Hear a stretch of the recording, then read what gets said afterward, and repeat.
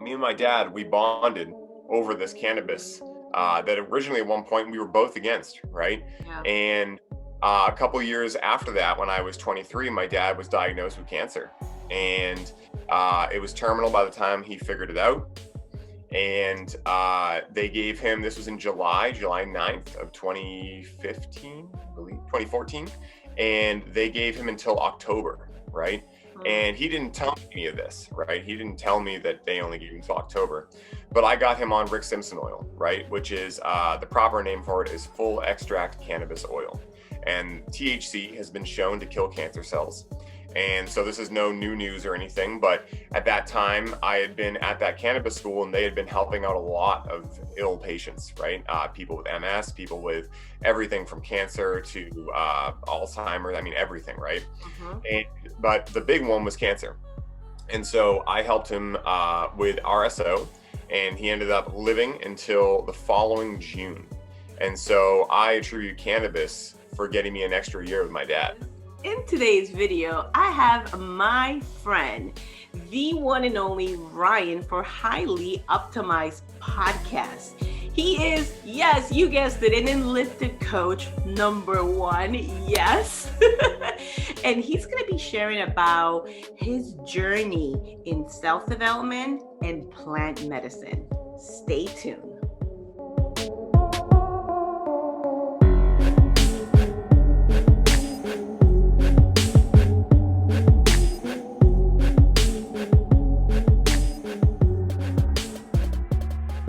Ryan, welcome to the Youth Developer. Thank you, Patty. This is so awesome to be here. And after having on Highly Optimized, I'm so excited to switch roles here and get to share my journey on the show. And for all the listeners, yeah, I'm just having so much fun. Best day ever. I love it. I love your energy. And as I Thank was you. sharing earlier with you before it got started, in that episode, I lost my voice because I was Yes. having a blast with you. And there were Yeah. so many things we know that we have in common, which is talking. That would definitely be number Yes. one. The Northeast And thing. yeah, and we love, really, really love to hear people's story. We want to give people the platform. I felt very much love in your episode, which is from your podcast, Highly Optimized, and there's a superstar in episode 36. That Yes. will be Hell me. yeah. Yes. As well as many of the enlifted coaches that you've had, like Mark England, Jeffrey Oakes, Mike Bledsoe is actually your last episode, correct? That came Yeah. out in May. So yeah, I'm looking forward to. Oh, Kristen Davis is also there. And Um, Davis on there. yeah. Oh, Lance, right? Salemi.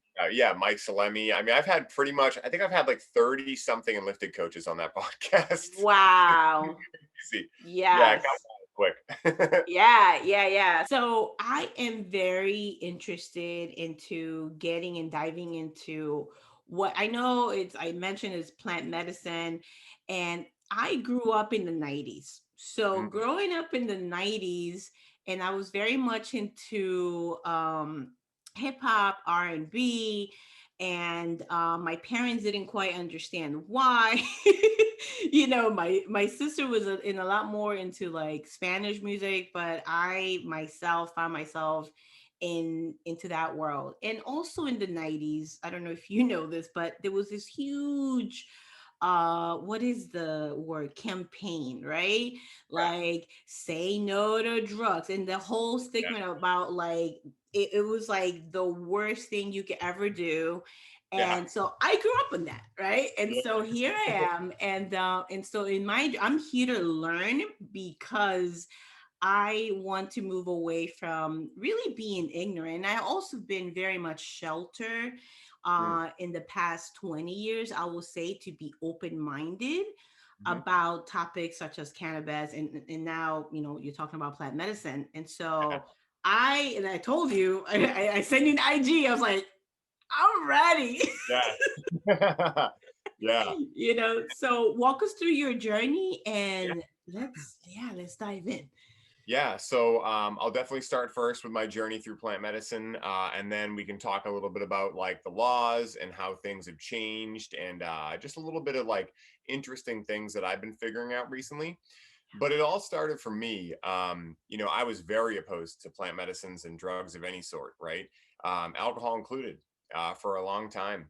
And it wasn't until I was around, 14 that I started hanging out with kids that were smoking weed, right? Mm-hmm. And I was like, no, like absolutely not. And I remember one night they all tried to peer pressure me into it. And I was like, contrary to popular belief, peer pressure is really not a thing, at least in my world. For me, I just knew I didn't want to do it. So I was like, nah, I just don't want to do it. Right. Mm-hmm. But it was around me a lot. And I attribute a lot of the reason looking back to why I didn't want to do it because of the people I saw doing it and how they were acting. So Mm-hmm. a lot of these people were like the typical stoner archetype, right? They were smoking, they were failing in school, they were like not doing anything. Now, I attributed that to cannabis, right? But really, what cannabis is, specifically cannabis, is the revealer, right? The So, what the revealer. revealer, yeah, yeah. So, what the revealer will do is accentuate how you already are. So, if you're someone who is lazy, it will accentuate your laziness. It can, right? Now, if you're someone who is a go getter, more than likely, it's going to accentuate your go gettingness, right? Now, what that might look like is, like in my case, using cannabis to relax and recover better so you can go at it harder the next day, right? Mm-hmm. So, this takes me up until I was about 17. Started using cannabis. A lot of friends were drinking. And I tried alcohol and it just never worked for me. I don't know if I just wasn't good at it. But I remember like being at parties Uh, and I'd be like 3 beers deep, and I'd be looking around, and I'd be like, "Well, everyone else seems like they're enjoying themselves, so maybe I'm enjoying myself." Which, spoiler alert, if you have to ask yourself if you're enjoying it, you're not you're, enjoying it. All you're right, yeah, not. I think you should you're not enjoying acknowledge. it. Yeah, exactly. And so I started like, friends would be using cannabis, and these were like better friends of mine, friends that I had known longer. I had kind of ditched the friend group that I had hung out with when I was 14. Yeah. And so I was like, yeah, I'll try a hit. I'll try a hit, and tried it and actually loved it. Like really enjoyed it. And it wasn't necessarily like a party thing for me. It was more so at the end of a party when everyone was winding down, I would take a hit, we would go watch Star Wars, and it would be like the best experience ever, right? So I started really getting curious, like, huh, interesting. This definitely isn't everything they made it out to be. I Mm. was still passing all my stuff in school with flying colors. My life had pretty much stayed the same. I just every weekend would take a couple hits of cannabis and enjoy myself. So that was my first aha moment. And then the summer of my senior year, a buddy of mine came to live with me. And long story short, I ended up using cannabis like every day, right? Mm. And I ended up starting to love it. It ended up actually helping me a lot with my anxiety. Mm. And it was just a complete like 180, I never expected it to work with that. I mean, this is before a lot of that information was out that's now available. And so I started using it and started noticing my anxiety fall away. And I was like, interesting. And then I would notice certain types, like every once in a while I would smoke and I would get really raced up. And sometimes my anxiety would get worse. I'm like, interesting, right? Mm-hmm. So then about a year later, I had my first mortal crisis where I basically had a kidney problem and had to go to the hospital. Oh wow. And yeah, I remember my dad asking me, do you do drugs? And I'm like, no, but I do use a lot of cannabis, right? And I might have said it with a couple swears in there. But I said I use a lot of cannabis. And he was like, all right, cool. And my dad was never someone who was okay with cannabis. Like he always preached like, hey, don't do it. But he kind of, he was like, listen, I kind of figured you were doing it. He's like, I'd rather you do that than drink.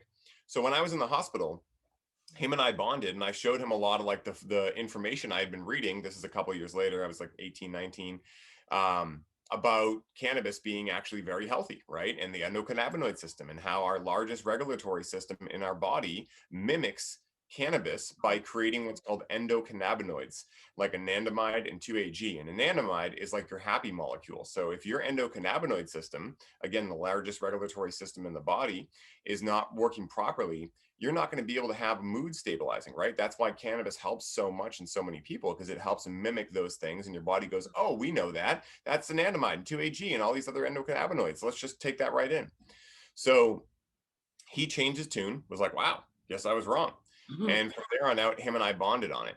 And So we started growing together. Cannabis became legal, like medically, medically in 2012. And so we started growing together.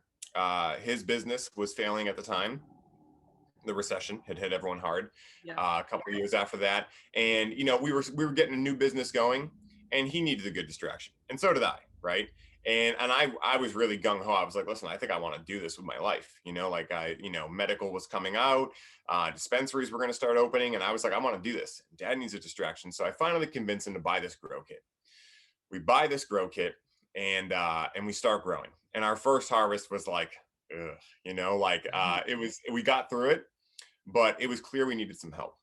Mm. Fast forward about a year later, I'm going to the Hemp Fest, which is the Boston Freedom Rally. It's like where everyone comes out and does public disobedience and uses cannabis, and the cops are there and they're fine with it. It's kind Yeah. of cool. And and I hear someone yelling, "Who wants to make butter with me?" Yeah. Yeah. So I go over to the stand because I'm like, I like making cannabis butter. So long story short, this company is opening a school for cannabis right near my house, right? And so I go home, I tell my dad, I'm like, this is what I want to do. He's like, all right, let's do it. So he sends me to cannabis school. At the same time, I'm in school for psychology. I've always been big into the brain and how the mind works. And so we went into cannabis school together, did that. And then that's when I really got into organic regenerative agriculture, realizing how much better cannabis can be when you grow it organically, how much better food can be when you grow it organically. This is when my holistic health explosion happened.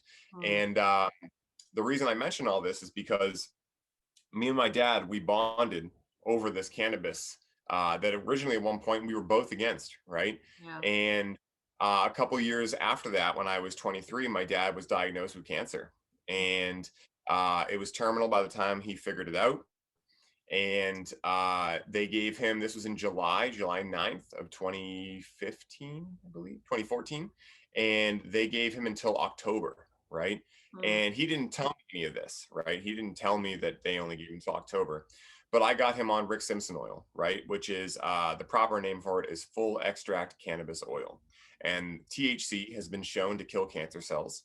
And so this is no new news or anything, but at that time I had been at that cannabis school and they had been helping out a lot of ill patients, right? People with MS, people with everything from cancer to Alzheimer's. I mean, everything, right? Mm-hmm. And, but the big one was cancer. And so I helped him with RSO, and he ended up living until the following June. And so I attribute cannabis for getting me an extra year with my dad. Mm. And after that, I really decided I made a pact with cannabis. This is also when I started using other plant medicines, going very deep and understanding my purpose on this planet, which is to guide and mentor others and to help get the message of plant medicines out to the world, right? The Yeah. authentic message, not the one that's going to be given in the dispensary by people that are running these things that don't even understand what cannabis is. And so from there on, I got into a dispensary, did that whole thing for a little while, thought that's what I wanted to do, and really got out of that because it was a bunch of people that didn't really care about cannabis. And then from there, just a couple years ago, started highly optimized, jumped into the plunge, and started coaching, and really moving into the guide mentor and doing plant medicine integration coaching, and that takes us up to today. So that's my little journey. Yeah. Oh, wow. There are so many neat things there. I mean, one, what a beautiful story about your dad and having that extra year with him. And you also mentioned he did the same, he went to school with you, correct? To learn Yeah, as well? yeah. So he didn't do the actual semester, but he was there like every weekend with me. Uh, And it was so fun, I mean, really getting to do that. It got him more into holistic health too. And it was cool, mm, it was meeting him where he was at too. And definitely met me where I was at. Like, listen, I enjoyed getting high at that point, right? I mhm. enjoyed the effects of cannabis. I enjoyed how in touch it made me with the world around me. And I also enjoyed the community aspect because really that's what cannabis culture is built on, right? And it's a lot of what's being missed right now heavily in the cannabis world, right? In dispensaries and everything is the aspect of community, right? Think about Bob Marley, right? Like that guy was running on cannabis 24/7. And when you think about, like, when I think about what cannabis really is, I just picture Bob Marley's face. That's what cannabis is meant to do. It's meant to bring love into the everyone and into the world around them. Yeah. Yeah. So tell me a little bit more about the community. That's what so that's because you are creating an amazing community with your podcast, right? You're bringing Yeah. people together. And I know you mentioned this in one of your interviews how you want to put everything together like plant medicine, spirituality, Mhm. you work out, right? And the mindset as a enlifted coach. Your goal is to unite all of it. Yeah. Yeah. So yeah, so tell me what you want to do with this community that you're speaking of. Yeah. Yeah. So, really my goal has always been to join holistic health, plant medicines, and spirituality, right? Mm, And holistic health is an umbrella term that I use for everything from exercise to healthy diet to meditation to everything, right? And the reason I want to join those three together is because my ultimate mission for myself and also for those I work with and the world at large is to help lead people back home into their hearts, right? mm, Because we are so mind dominant, right? I was so mm, mind dominant for mm, so long that we've never learned the true nature of the mind, right? That the mind is supposed to be a passenger to help facilitate the heart and the soul to experience a life in 3D reality, right? Or 5D, right? And so for me, being able to join those three sections together, those three areas, is what for me has allowed me to come back home into my heart, right? So spiritual practice every day, being able to, I account spiritual practice for affirmations, for meditation, for breath work, things like that. yeah. Holistic health, making sure I'm eating the highest vibe food, and plant medicines, right? Making sure that I'm using plant medicines as the teachers that they're meant to be, Mm, not overindulging them or using them unconsciously. And for anyone listening, I'm not preaching that you can't have fun with plant medicines. You can have a lot of fun with plant medicines. What I am saying though is if you actually state why you want to use that medicine before you use it. So say you have a joint and you want to go smoke it, right? And you're just about to light it. Before you light it, actually ask yourself, what am I looking to gain from this experience? It can be as simple as I want to feel really good at the end of this joint. I want to feel more in touch with myself. I want the people I'm with and I to connect on a deeper level. That allows you to be an active participant in your experience, right? And teaches you more how to become the creator of your reality, which is what we all are, because we are all gods at the end of the day. If we all come from source, right? Then what else is there besides source? you know yeah. and so that's my ultimate goal with this community I'm creating through Highly Optimized, through the new podcast I just released, which is This One Time on Psychedelics, through the retreats I'm hosting, through the coaching I'm doing, through all of it, and really what I'm looking to do is find people that are going to be love-centered warriors, right? And it can Mm, sound hippy-dippy, but at the same time, I what I love mean is, that yeah, like men embodying the divine masculine and women embodying the divine feminine, right? Because that's what we're meant to do, right? name. And being able to help one another and really hold sacred space for one another and be able to help each other heal, Yeah. really, at the end of the day. Yeah. That is awesome. Okay, so a little bit on my background and then to help the circles that I'm involved. And so because this is so good. You said because people especially in a very sheltered religious circle will say, well, you're not really dealing with your emotions or whatever, and you're using things, right? And at the same token, they drink alcohol. So it's a bit of this double standard to it. And and really when I know the Bible that I read says that we're all created in God's image. So going Mhm. back to what you said, being active participants, right? If we are from the earth, right? And so for me, this has been a transition to really advocate and not preach, lead by example, basically, Yes, is that absolutely. which is living life to the full. And that's the name of my podcast. I didn't know that if you knew that, but my husband and I have a podcast and it's called Life to the Full. And Oh, cool. Yeah, and so we're sending a message to Christians because that's what it reads, right? And however, we have seen that a lot of Christians are living either in the future, stuck in the past, and not really living here in the present and the moment. And when you said right before you light up the joint, and even those words, I know like it's funny because all I have 20 years of like that being like a Yeah, bad thing, right? yeah, But it's yeah, true. But whatever you want to call it, the fact is that you're setting an intention. yes, And then I love how you said the cannabis is called the revealer to yes, really emphasize on who you are. And that to yeah, me, and for the audience that are transitioning in or out, because if you decide to leave this YouTube channel, that's on you, right? So I'm talking to the new people that are coming in, the new people that have been following us since 2016, is that what we're talking about is living life to the fullest, and that yes, is with intention. And I love that you keep bringing that to Love Center Warrior. And I'm learning a lot more about the whole masculine and feminine, and because I'm walking away from where I was at, where there was certain roles for men and women, and that's not the Bible that I read. So I'm in a new journey. Both my husband and I are in a new journey because yeah, we actually left the tradition that we were in, the church that we were part of, mhm, because we understand and we're seeing the Bible that it's about heaven and earth.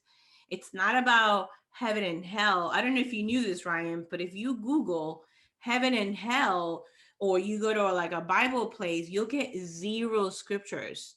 yeah, You Google heaven and earth, it's all over the Bible from yeah, Genesis 1 to the yeah, very end. yeah, And so we're in this transition. So I'm loving this conversation about being active participants, yeah. and really emphasizing who you are. So what would be your advice, or for the person out there, the listener or watcher, subscriber, who's maybe soft talk Yeah. and knowledge, skeptical about it. Talk to us about the benefits of it. Like, Yeah, let's.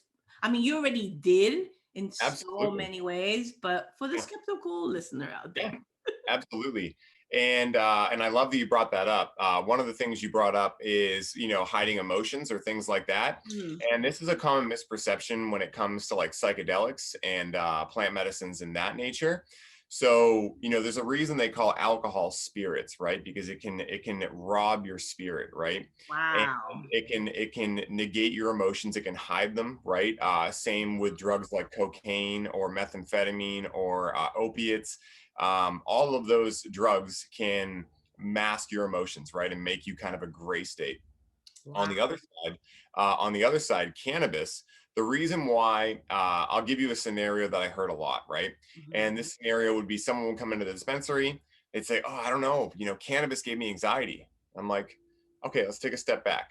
You're experiencing anxiety, and when you use cannabis, it gets heightened, right? Because it's getting revealed to you that hey, there's something to deal with." Mhm. So similar with psychedelics, especially with psychedelics, they're going to bring up emotions, right? So think about like, if for instance, with me, with my father passing, right? When I went through that, I actually stored a lot of trauma and I couldn't access it in my normal waking state, right? At that point, I didn't have the tools that I have now with meditation, breath work, etc. And so for me, what psychedelics did was they allowed me to process that trauma. And really, what does trauma do if it stores inside of your body? It creates inflammation. And what does inflammation create? Cancer, right? Mhm. Now, the other thing is if you look up books like It Didn't Start With You Oh, and I love that book. right? So we talk about generational trauma, right? So a lot of the trauma we hold within our DNA is not even ours, right? Mhm. And so it's extremely hard in a meditative state, even if you're a yogi master, in yoga or anything, to figure out what trauma is in your body that's not yours, right? Wow. That's why things like past life regressions right now are getting so popular. That's why all of these things are getting more and more popular. And so what I found is that by using psilocybin, by using LSD, by using things like cannabis, in the right set and setting, and we can get into like the do's and don'ts and the safety precautions and everything like that around psychedelics, because if you're doing psychedelics recklessly, reckless things will happen, 100%. And so one of the things that helped me do is process that trauma. And I had lower back pain that vanished overnight after a psilocybin journey with the right set and setting. I had headaches that I had for 2 years disappear after an LSD journey that I went on. And in addition to that, I also had neck tension, so much neck tension. Like right after my father passed, about a year after that, I woke up one day and just had neck tension that just would not go away and would not quit. Had no idea what happened. And then during a psilocybin ceremony, I started tremoring a lot, right? TRE, tension and trauma release exercise. I didn't know what the hell was happening at that point. I just thought I was cold, even though I wasn't cold. Uh, my neck started vibrating really hard. I was like, what's going on with me? Yeah. Next day I wake up, and ever since then I've had no neck tension in my neck, right?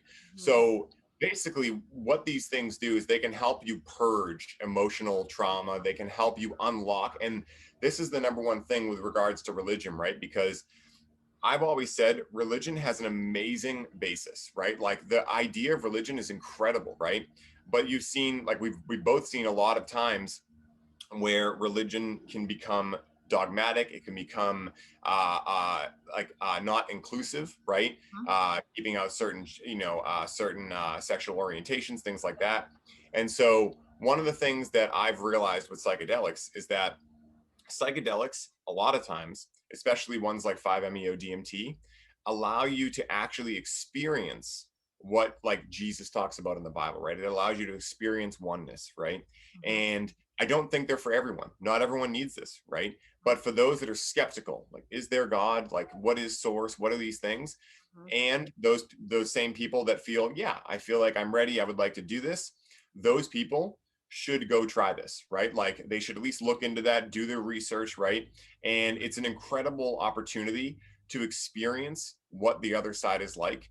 And this is going to be a kind of dramatic term, but there's a saying that goes around, especially in the 5-MeO DMT world, which is die before you die, right? And again, I know it's dramatic, but basically what it means is that, so what's happening, right? When you do 5-MeO DMT, when you do ketamine, when you do any of these things that are dissociative in some way, is that you're actually accessing delta brainwaves, right? Which are so low, they're below every other type of brainwave, and they're really not studied at all, right? But what we notice is when you come in and out of this world, what is your brain more heavy in? Delta brain waves, right? So what's happening is you're actually entering states that you enter in when you're born and when you're passing, right?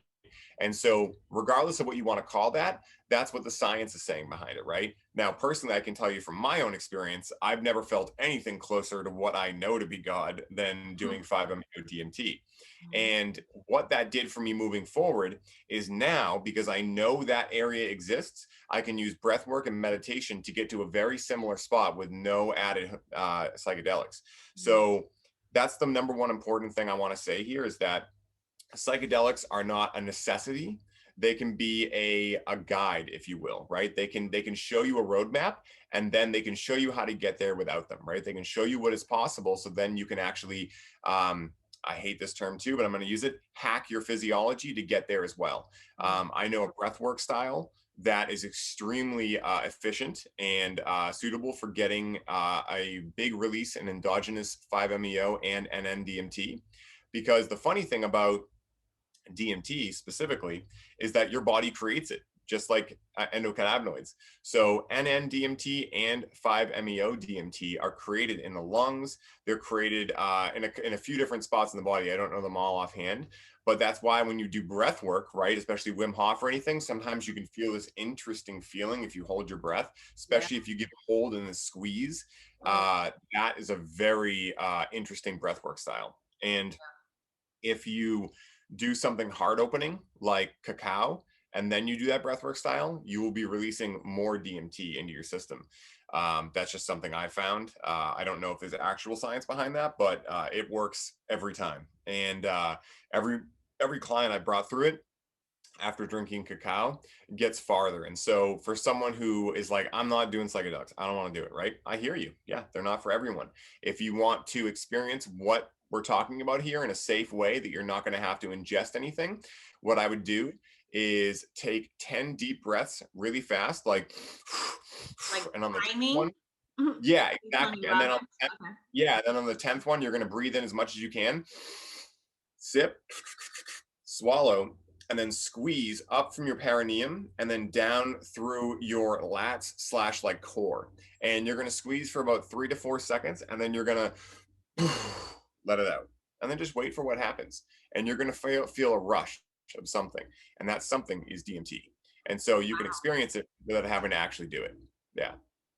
I'm going to text you and send you IG when I do that. Yes. Uh, Yes. and I will really love to have you in our podcast as well, Life to the Yeah. Full podcast. Yes.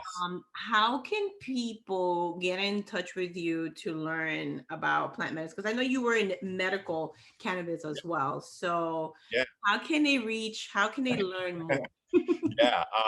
So the first thing I'll say is like, Patty, you're doing such a great thing here with your show and also by challenging people, right? Because for everyone listening, like, again, I was not a psychedelic person. Like, Patty's had her like upbringing of like, hey, drugs are bad. And Mhm. what these things do is similar to a gym where you go and you break down muscle to build it bigger.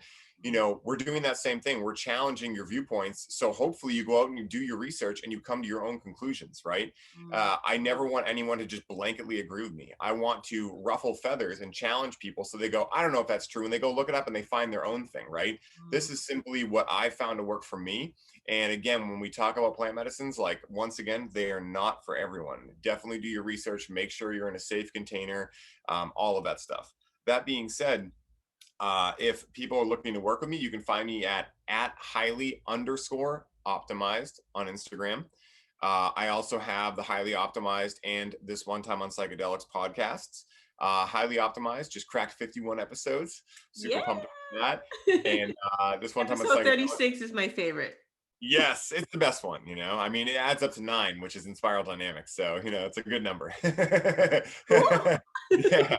And this one time on psychedelics just dropped episode 5. And what I am actually building out right now is a lot of people have been asking me, Ryan, how do I become more conscious with these plant medicines that I use, right? Especially cannabis, right? How do I, because I feel that right now, similar with tobacco, how tobacco got bastardized, right, and made into this horrible thing called cigarettes, and now it's addictive and killing people. Tobacco is the grandfather. It's an incredible plant, right? It's just been bastardized by, the way of the world, right, if you will. Mm-hmm. So cannabis is having that happen to it right now too. And so cannabis is my biggest push right now for people to learn how to use it consciously and responsibly and safely. And so they can have the best experience possible. And so I'm currently building out a program that will be a group coaching program based on a lot of mindset work, self-development work, and all with the goal of being able to access the full spectrum of cannabis more effectively. And so that will be coming in late June. So that's another great way. But Wow. yeah, Instagram will be the easiest way to talk to me one-on-one.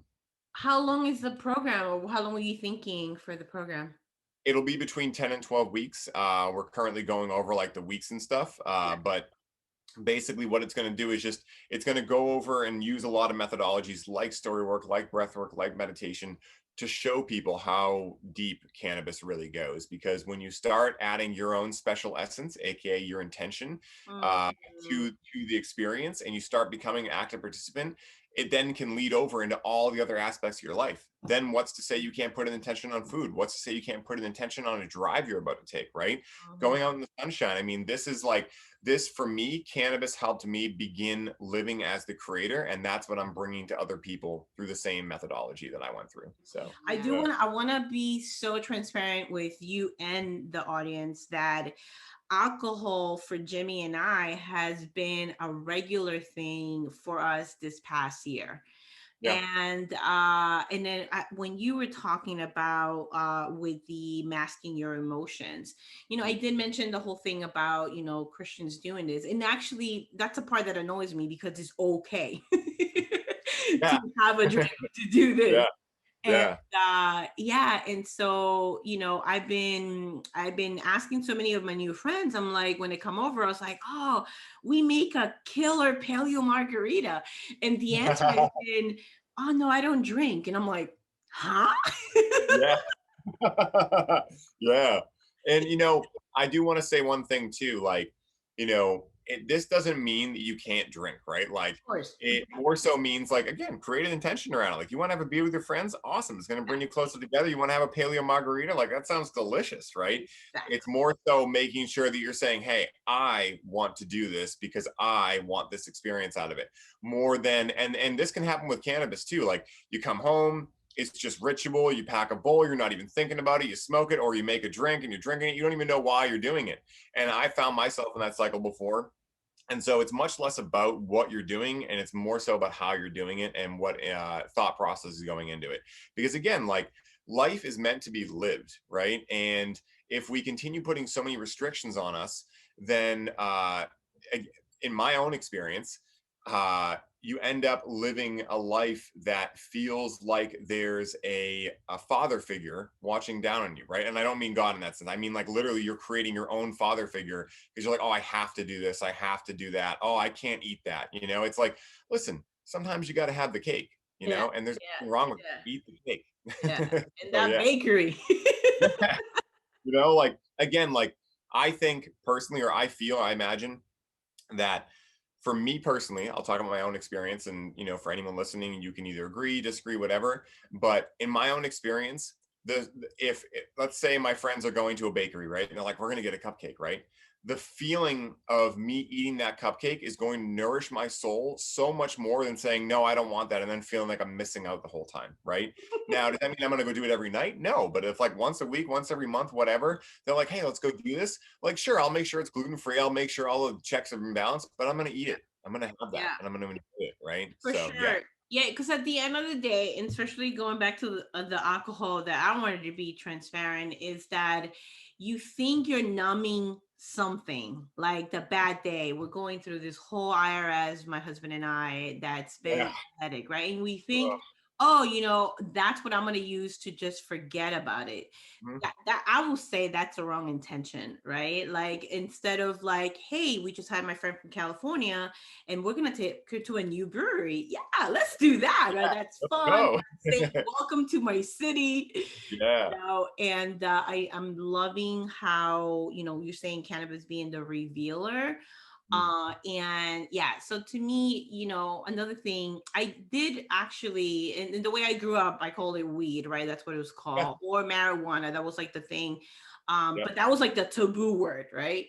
Yeah. But because I didn't grow up religious. I actually grew up very Catholic, and it wasn't until last 20 years where I had joined this new church. But before Mm. this church, I did try out weed, and I actually did have a terrible experience, right? Yeah.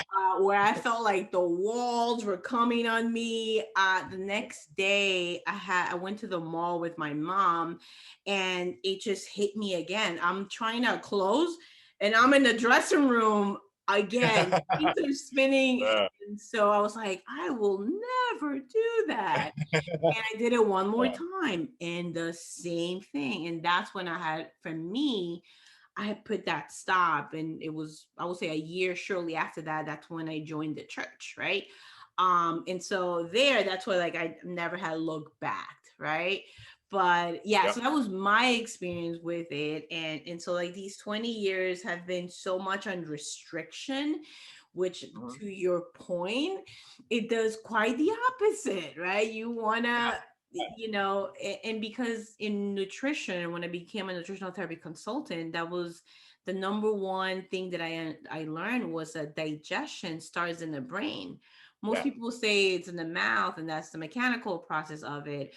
But the brain tells your stomach to start to get the enzymes to get ready to digest. Mhm. And it goes to your point about setting an intention. It's getting Yes. yourself out of a sympathetic state to a parasympathetic state, relax and digest. And that's how we were created. Yeah. We created to in the breath, right? That's what takes us from a sympathetic to a parasympathetic.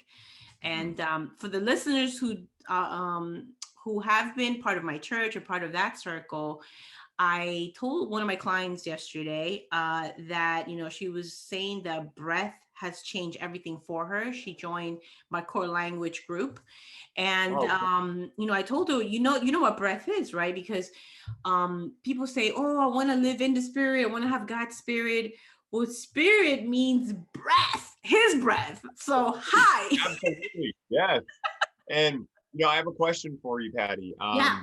How long ago was that cannabis experience? The one where you like the one with the rolls spinning and everything? Like roughly, was it like 10, 20 Oh, years ago? more. I'm 44 and I was most likely 22, 20, 22, 23. I would say 22. So over Okay. 20 years ago. Yeah. And do you remember on offhand, this is going to be a strange question, but I promise it's going somewhere. Do you remember offhand if you were hungry or not when that happened? Were you not hungry or were you hungry? I was at a party. I was at a Mhm. pool party and it was, yeah. I was so paranoid of even grabbing the weed where I was like, I'm Yeah. not supposed to do Yeah. this because I'm from the 90s. Yeah. So I don't remember if I was hungry or not. All I know there was a barbecue. I'm not sure if I ate or not. Mhm. And I actually had asked them to call the paramedics, and they wouldn't because it was a party. Someone's parent was away, so they're like, "We're not calling Yeah. 911. Run, I'm run. gonna get in trouble." So the reason I asked, right, is because back then most of the cannabis that was coming into the US was grown in Mexico, and they were growing sativa plants, right? And sativas are known for like their energy, right? They can ramp up your yang energy basically. And an ingredient, or not an ingredient, a cannabinoid that's very high in a lot of sativas from Mexico, especially heirloom ones that are like from 20 years ago, is called THCV. And THCV is actually an appetite suppressant. So it's like every time I hear about someone 15, 20 years ago having a terrible experience, one like you're saying, one where you were paranoid, not like stuck in the couch, like with the, melting into the couch like that one ad showed. Um, I always imagined that it was THCV that did it because it can be THC in general it's the psychoactive component of cannabis. It's one of them anyway. Mm. And that's one of the areas that like right now is going wrong again in cannabis. People are hiking THC numbers up to these ridiculous levels as if THC was shown by God to be the best cannabinoid, which that didn't happen. So one of the things that I always tell people is that you want to find a cannabis that has well balanced, right? You don't want one thing shooting off the charts. The same way that, hey, every time you want a beer, do you want moonshine instead because it's higher alcohol content? It's like, no, you want to enjoy it, right? So very similar. I like cannabis grown organically in fungal dominant soil because cannabis grown in fungally dominant soil is going to have more secondary metabolites, like more terpenes, which are actually the drivers of where your experience goes. So, say if you want something a little lively, you want something with more limonene in it. Say if you want something a little more relaxing, you want something with more myrcene or linalool, right, which is the terpene found in lavender. So you can actually figure out what experience you're looking, because THC, CBD, cannabinoids, that might tell you how strong something is, but in what direction? In an energetic way, in a relaxing way. The whole indica sativa hybrid thing really is outdated and doesn't really tell you a lot, because say if you get Blue Dream in a dispensary in Massachusetts and you're like, I love this, right? You go to California and you see Blue Dream on the menu. Who knows if that's the same Blue Dream, right? Essentially, it'd be like if you had brothers in Massachusetts and in California, and you're like, well, I love my brothers here, so I'm automatically going to love my brothers there. It's like, no, just because they have the same last name and the same genotype does not necessarily mean that you're going to love them the same, because they're different phenotypes, right? They're different expressions of the same traits. Yep. So that's just a little Yep. thing I wanted to say too for anyone listening who was curious about like, hey, how do I even work this? What should I be looking for? Yeah. You know? So yeah. Yeah, and so yeah, let's put the links to your. So it's like a master class. Is that what you're calling it, or It's group gonna be a group coaching? coaching program. Okay, Yeah, it's so basically it'll be a once a week call that'll be between an hour and a half. We're still figuring that out, and it'll be between 10 and 12 weeks. And there'll be modules that you'll go through. Every week will be a different subject, and you'll watch the videos. You'll have some homework like exercises to use with cannabis. There'll also be exercises in abstaining from cannabis, like not using cannabis, to remember why you're using it, right? And so it'll basically be to get you to be a cannabis pro by the end. got it. Okay, yeah. So, if this video, no, I don't like saying if. I know it's Because this video has made such an impact, please check out Ryan's website. Well, not his website, I'm sorry, his IG, where he's gonna update you with the latest news when it's starting. And I'm really looking forward to forwarding those IG stories. Please tag me because I will yes, tag or you and we'll tag the interview as well. Because there again, there's so many terms you've thrown at us right now that I'm like, this is a real class, and yeah. so and I know nowadays, I know friends with MS and friends that have had cancer, so they're obviously who are Christians who are open, and so they will go into this whole thing. Well, that's medical, that's and then there's like this. People are not really understanding. This is my first time grasping through Yeah, this information, which I'm really yeah, grateful. And that's why I told you, pen and yeah, paper, I mean, full yeah, notes here. yeah, yes, yeah. And Yeah. for anyone who's curious about any of those terms, just let me know, and I can hit you up, including you, Patty. I got you. Sounds So, good. I will be checking out way more of your Instagram nowadays for awesome. sure. Thank you so much for your time, for the valuable information. And I love that you're from the East Coast. So we're both in the East Coast, Boston, East Coast, correct? East Coast, yes, Boston. Yep. New York City, and Boston love here. Hell Thank yeah, you hell yeah. so much. I really, really appreciate you, Ryan. Thank you, Patty. This was All so right. much fun. Thank you for having me on. Yes, awesome. Woo!